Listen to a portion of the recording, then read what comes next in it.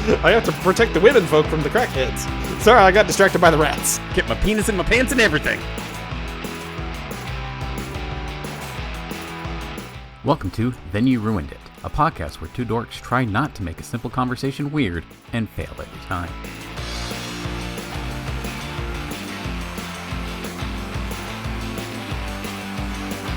So last night, I took my wife and one of our good friends out for a night of stand-up comedy.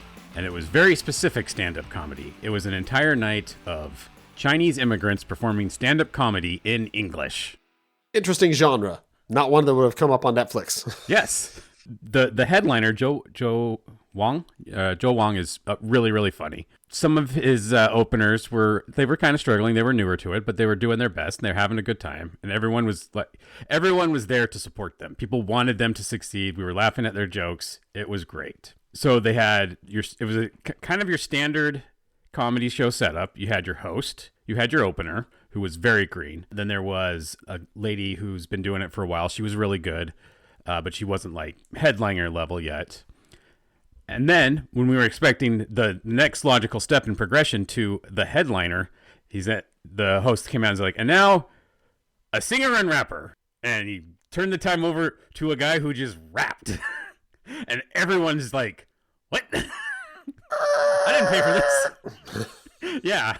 Like I literally saw like 5 or 6 different people pull out their phones and Google this guy. Because everyone was talking like we should know who he was. And no one knew who he was.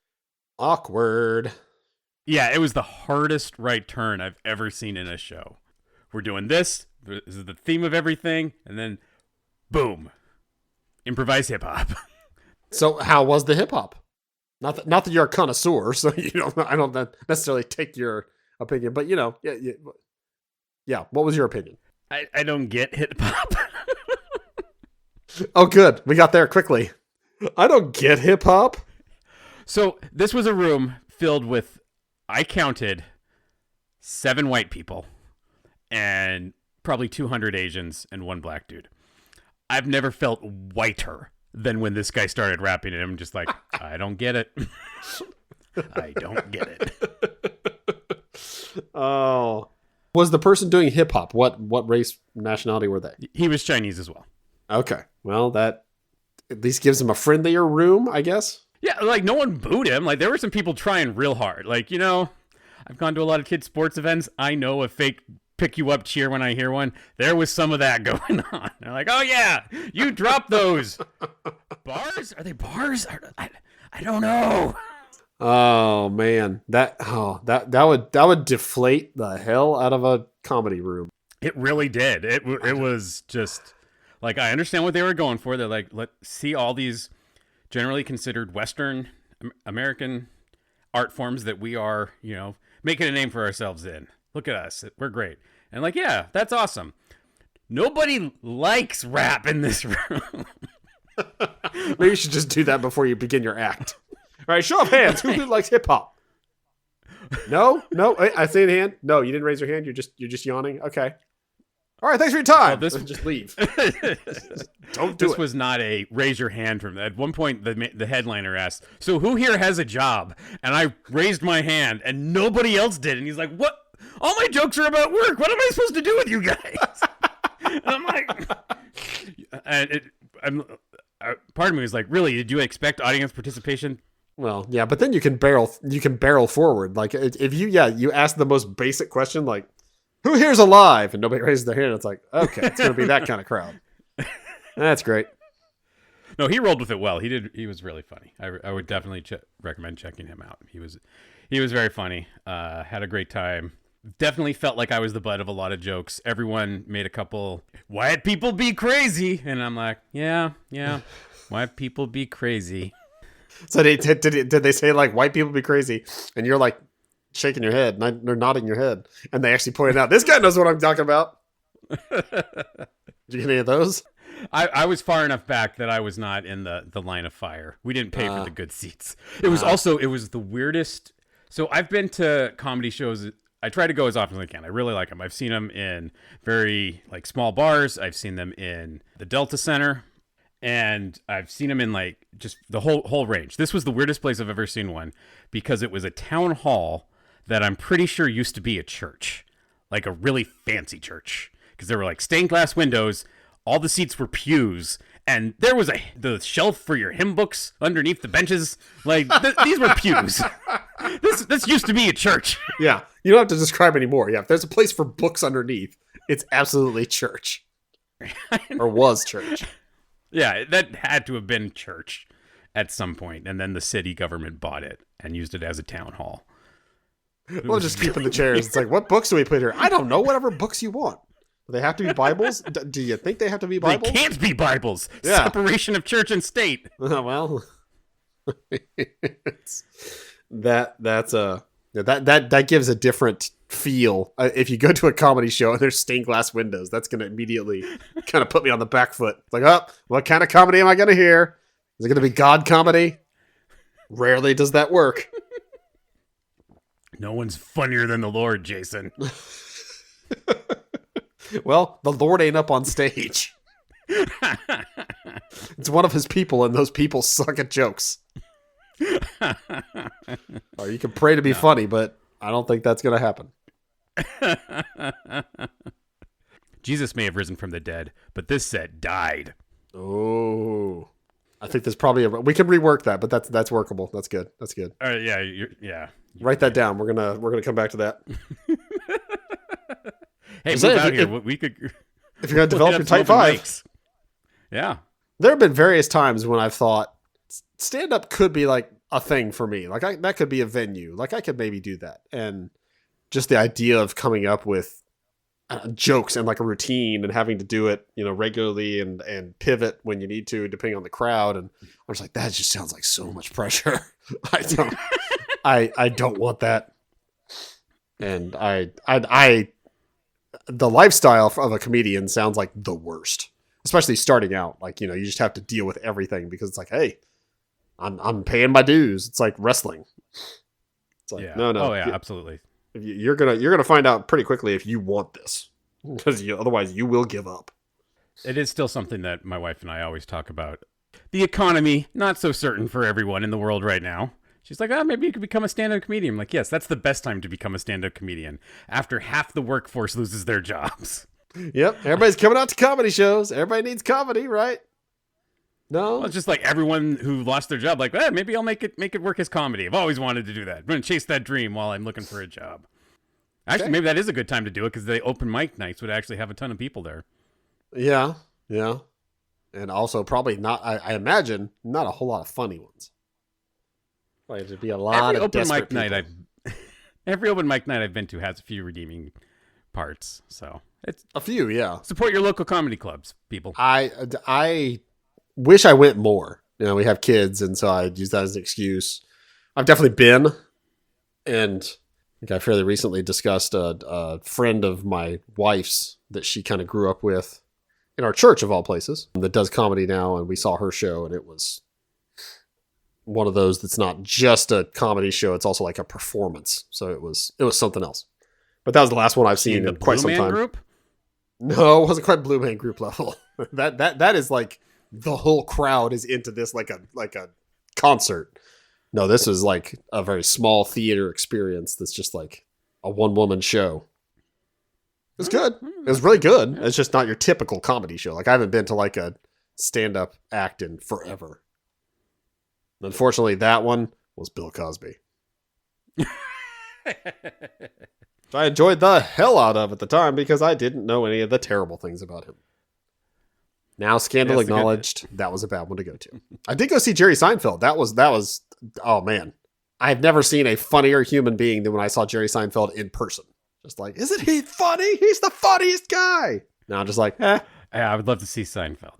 He was great. It was I think it was that tour that he did was like, this is the last tour I'm doing. I'm telling you for the last time. Yes, exactly. That one. I'm pretty sure it was on that tour, and I got to see that live, and I mean, he told a lot of the jokes that I'd heard before, but damn it if they weren't the funniest thing I've ever heard in my life.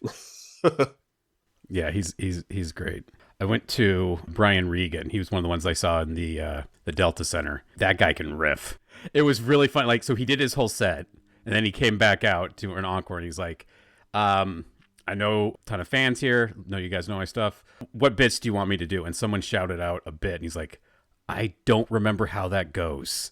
Because it was from like his first album. He's like, I remember it's when he goes to the hospital to get his appendix out. He's like, I remember I got my appendix out. I remember I used to talk about it, but I don't remember how it goes. And so people started feeding him lines. And he'd be like, oh, yeah. And he would do it. And then he'd turn to the audience and then shout out the line. And then he'd continue. And he did his whole bit in almost call and response, where he forgot whenever he got stuck, he'd just turn to somebody in the audience and they would shout it out to him. And he would just roll with it. It was amazing. It's so random. That is, I appreciate somebody like going along with that instead of like, that's an old bit. I'm not doing that. Shut up. They're like, yeah, feed it to me. They're probably like listening on their phones too. It's like, I'm listening to it right now. You said. No, I'm pretty sure I can still do some of that bit. Oh, yeah. You've memorized your favorite. I mean, I have not seen live that many, but I've seen so many, especially when they're back on HBO. George Carlin, like I saw all his comedy specials for like 5 or 6. That man's a treasure. And I could recite a lot of those off the top of my head. Hell, I do sometimes. I just like say bits out loud, especially stuff about government right now. It's very apropos. Yes, I was just thinking we need, like, Jon Stewart is doing an amazing job. He literally is bleeding for his art right now. I don't know if you saw that one. Oh yeah, I saw it himself. That was so great. Stupid coffee mug. But George Carlin, man, I would give anything for a George Carlin right now. Yeah, that would be something else. But yeah, I'm also in touch with the scene because of, I don't know if you watch the show After Midnight. From time to time, when like her stuff pops up from time to time, I'm like, oh yeah, I'll check that out. Taylor Tomlinson is the host, and she's a stand-up herself, and so she's really plugged in, and she has tons of friends that are stand-ups as well, and so she'll have all the people that are on are either comedy actors or stand-up people, and I get introduced to a lot of them that way, or reintroduced. They have them on. Pete Holmes has been there like 5 times already. Oh my god, that man, he's great on there. That man is so funny, a force of nature. Like he will not shut up, and he does not care that he will not shut up. He's in your face, and he likes it that way. So yeah, I need to look up the comedy club around here because it's a pretty famous one. The Funny Bone here is known to have lots of acts come through that are well known. Get to one and tell my wife we're going. Woman, yeah, your get kids your are coat. old enough now. Patton Oswalt's coming to town. I want to see him be funny. Yeah. There probably won't be any, moments like you experienced. I would love to like just go to a random renovated, now this is a comedy place. There is one that does improv and stuff for the most part, but it's a renovated, I think, firehouse. Oh, that's cool. The people that bought it, yeah, they just, it was a cheap space, fairly. Does the pole still work? I feel like when I was there, they did make a joke about that. And there was one comedian, I don't know if you know who John Doerr is. Sounds familiar. He seems like a totally normal dude, and then he just does the weirdest stuff. And it's like, I don't know if this is funny or weird, but I'm going to laugh. He did a set there, and I had to look him up when I got home, just like, does he always do weird stuff like this? It's like, oh yeah, it's even weirder when you have like a budget and like film. So yeah, I'll check that out. That was an odd setting to see him in. So that was probably the oddest one I've seen. I've also seen like small clubs. Yeah, there's an old webcomics artist that we used to follow in our webcomics podcast days that I went and saw one night on a whim. Just like, he's going to be in the area. Okay. Well, it wasn't the area. It was like an hour away, but I drove to see him. That's all right. Good. Way to support the arts, Jason. Yeah. It also felt weird, like creepy. Like, hey, I'm your number one fan. I drove all the way to see you. You were so funny. Someone's got to do it.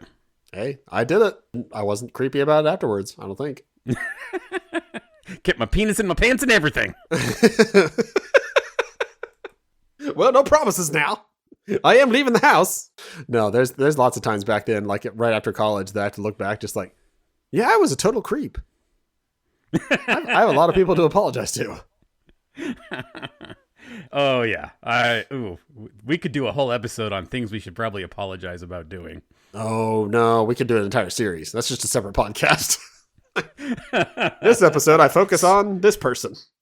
Yeah. Who needs therapy when you got a podcast? That's what I say. Indeed. Another great thing that helps with your mental health after you will watch a comedy show. So, like I said, we went with my friend, and she parked right next to us in this parking lot, like a couple blocks from the venue.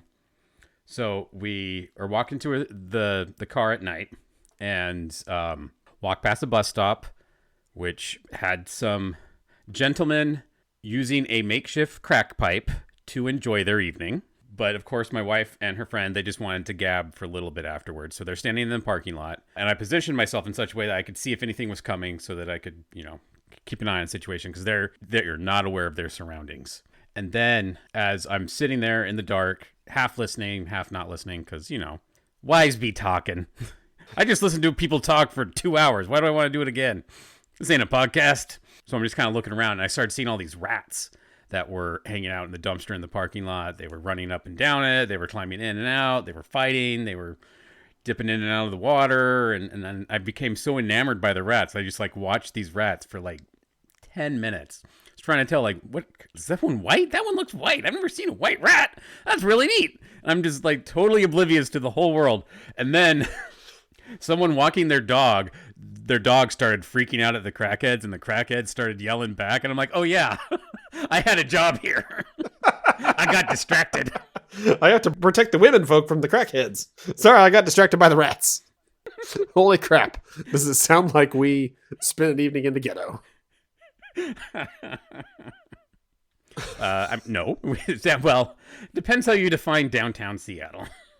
I've heard things. I mean, downtown anywhere, pretty much, but yeah, that's there's always going to be, to get to the vehicle you parked in the daytime. Well, it could be dicey. Honestly, the thing I was most worried about, we parked the car. We were the only two cars in this parking lot. I'm walking away, and I'm like, crap. Our friend drives a Tesla. If I come back and that car is burnt, and our car, because it's not our car, we have a loaner car because our car's in the shop. That if we get some side effects from her Tesla getting burned, I'm gonna be so pissed. And I get back there, and of course it's perfectly fine. I'm like, oh yeah, all the people who care have left the downtown area and returned to their suburbs. Yeah, it's safe now to park a Tesla downtown. And also, if anything happened to you, you'd be like, yeah, I deserve that. It's not my car. No, but I don't. Absolutely. Wasn't my car. I didn't want her to park next to me. The Tesla deserves it. You couldn't. It's like, hey, man, not cool, but also I get it. Yeah, you're right. You tell the friend when you get back, it's just like, yeah, I took an Uber because they destroyed the Tesla. It's like, yeah, I understand. Yeah. It's you fight for it. It's just like, nah, I'm sorry. I've thought long and hard about this. If I would burn a Tesla, I don't think I would, but I would pee all over one. Okay. Might even poop. Okay. Well, would you poop on a Tesla? I'm going to say no, because our new neighbors, they just got their cars moved from where they were previously. I think the cars maybe were, still in transit or still waiting, and they finally got transferred in. And so they now have 2 cars, and they're both Teslas, and they're both white as ghosts. So if I was to do anything on this thing, it would be quite apparent very quickly. But everyone's poop stain looks the same. Okay, but no, I'm not going to defecate on a Tesla. Okay. I'm not going to defecate on their Tesla. How about that? If I know the person. Yeah, give me the right opportunity. I mean, I'd totally take a dump on a Cybertruck. And also, would you poop on Elon Musk's Tesla? I mean, if he has one, and absolutely. I'd poop on Elon Musk. That's not true. I would poop and then I'd throw it at Elon Musk. I'm not going to poop on him because that leads to He weird. Doesn't get to see my butthole. He hasn't earned it. You haven't earned this, sir. Eat my chocolate surprise. How'd we get here? What happened? I don't know. What? I just woke up. I went to a comedy show. Oh, okay. Thank you for joining us for another episode of Then You Ruined It. If you enjoy our flavor of nonsense, please like and subscribe wherever you found us. And please share with your friends and cooler family members.